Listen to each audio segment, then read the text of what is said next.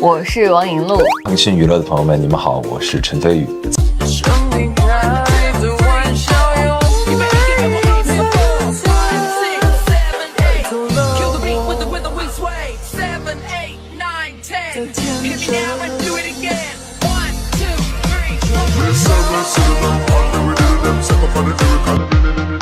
这个是我的老板，他叫司马娇，人如其名，很娇娇。很娇娇。这位是廖廷艳，她是一只爱躺平的小咸鱼，然后也是《东真先锋》里我唯一的员工，然后她也是司马娇在世间唯一爱的人。可以快速说一下对方角色身上的3个优点吗？我觉得廖廷艳非常可爱，非常真诚，非常耿直，也很勇敢。师祖面冷心热，非常照顾人，非常傲娇，能力很强，长得又帅。两位当时得知要跟对方合作的时候，第一反应是什么？很激动。我也挺开心的，之前就看过露露演的戏，然后也有共同好友，我们共同好友是彭昱畅。那你们还记得在片场对对方说的第一句话是什么吗？师祖。你好。刚开始好客套。我们两个第一次见面是在剧组试妆的时候，温导一直起哄你们俩得熟起来，你不能害羞啊，还是会一开始有一点点生疏，后来就越来越好。通过什么方式熟络起来？师祖非常爱吃巧克力，我一张嘴说话，他说你是不是又吃巧克力了？对，那段时间不怎么吃饭，控制饮食，头晕就吃块巧克力。合作之前对彼此印象最深刻的作品是什么？别让温暖你。很多人可能对露露最初的印象就是一人之下，但是我其实当时看那个《爱情神话》的电影里面，其实有露露的，虽然可能戏份没那么多，但是对她印象还是挺深刻。合作之后觉得对方身上有什么反差感？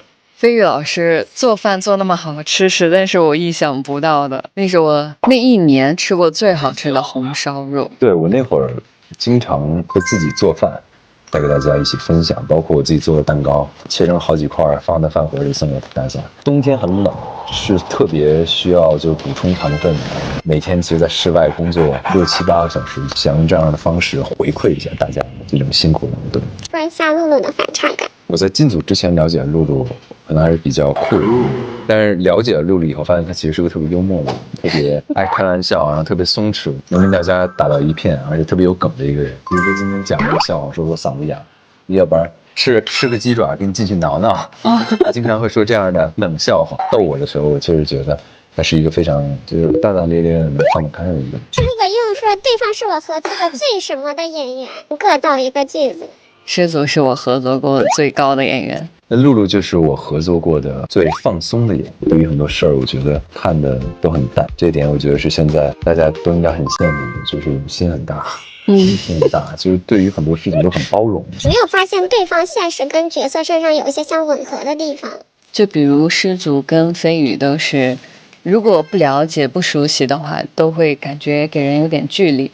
但实际你只要一接触，他是很温暖你的人。包括我们在现场的时候，反正师祖对廷艳的帮助很大，就表演上，飞宇对我帮助很大。因为献宇是露露第一次拍古装戏，廖廷艳也是一个更有挑战的这样一个人物。我演过，在古装戏里面演过这种话很密、特别外向、特别容易成为谈话当中主动那一方的这样的人物，所以我知道他的难度在哪，会有一个适应的过程。其实我们是相互帮助。而露露其实本身就很像廖廷艳这个人物，尤其是他发呆的时候、放空的时候、什么都不想的时候，很容易别人误认为说是在放空躺平，非常沉浸于自己的世界里的这种状态，其实跟廖廷艳还是很像。可不可以互相吐槽一下对方身上的点？如果开个吐槽大会的话。比如说冬天那手啊，他就老爱抠手，那手都抠破了，是血顺着手就流下来。我问他说：“女士，你这场戏要流血吗？”他说：“就是随便抠的，然后这血淌一手。”好夸张啊！怎么可能淌一手？动不动手就流血了，所以说这个可能是他可能需要改的一个习惯吧。想不到师祖的缺点。我可能有时候容易焦虑吧。对没有什么嗜好或习惯啊之类的。就听说师祖收工了爱做饭，然后对他的厨艺评价最好的就是红烧肉，是吗？还有那个柠檬蛋糕。柠檬蛋糕，对。还是师祖这一点不好，大家会嘲笑我普通话。就是在模仿他的声线而已。对方最惊艳自己的皮肤是哪一套？有一套红色的，头上长犄角的这个造型，那这样扮的浓妆一点点，比较饱和度比较高的这种颜色的服装，其实也很好看。印象很深的一套是里边是黑色的，然后外场是红色的，你的头发是微卷的那种。我在现场夸过很多次，就是很潇洒，然后又很随意的那种造型感。非常值。可以用一句剧中的经典台词现场向对方设的角色告白吗？你的灵符里还长着属于我的花。如果我不爱你，我到哪都会过得很快乐；但如果我不爱你，我到哪儿都不会过得这么快乐。当替施主跟玄宇打工人的设定非常的带感嘛，你们俩当时看到这个剧本的是最喜欢他的设定是什么？师祖是怎么从最开始的高岭之花变得那么好相处，变得开始懂得跟人接触的那种有人味儿。2年前看到这个剧本，觉得还是它的设定是很新奇的。我平时不是那么去关注就是晋江文学城里面的古装的这些大的作品，然后其实看到献鱼这个剧本以后，然后我就回去看了献鱼的小说，就是我们的作者浮华其实写了一个非常大的世界观出来，然后在这个世界观里面也描写了很多人与人之间的关系。在我同期看到剧本里头，一个是一个比较特殊的一个存在，然后也是比较我觉得符合咱们现代人思维的这样一种设定。因为这个剧也是讲了这个三世纠葛嘛，你们最喜欢哪一世的故事线？我自己是最喜欢第一世。我每一世都挺喜欢的。第一世就是有个更多的过程吧。我觉得第一世是最甜的，而且对于这2个人物来说，他们都是不断在了解自己、探索自己，受相互的影响，然后变成和原来截然不同的一面。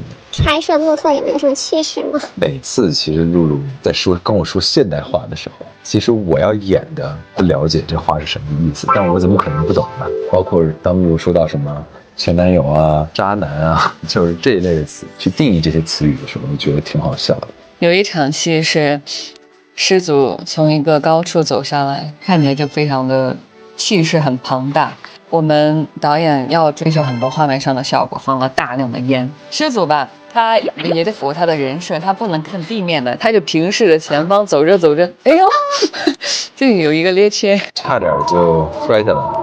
然后露露就止不住在笑。哎呦，没有，不是，我在那儿第一时间关心了师祖之后，然后再笑。那如果给大家安利一部你们觉得糖分超高的戏，你会安利哪一场？喝醉酒那场戏，就是廖廷艳作为水獭，控制不好自己的酒量，然后不小心喝醉了。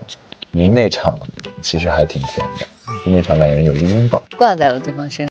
之前就是预告片曝光之后，大家都夸你的台词非常的厉害嘛，有人说你是掌管古希腊苏感的神，还有很多需要进步的地方，还有很多很大的提升空间，尽可能的把每一句台词都分析透彻，包括自己的声线，然后怎么给声音去化妆，我觉得等等一系列的这种功课，对我来说都是特别有必要的这种准备。是因为这是你的第一部古偶嘛，还有付出什么样的努力吗？决定去演司马昭这个人物的时候，其实还是挺忐忑的，因为这跟我以往塑造的人物形象都不太一样。他是一个非常有魅力的这样一个人物，魅力这件事情其实就是需要，演员有足够的自信去支撑自己的表演，然后找到足够的依据。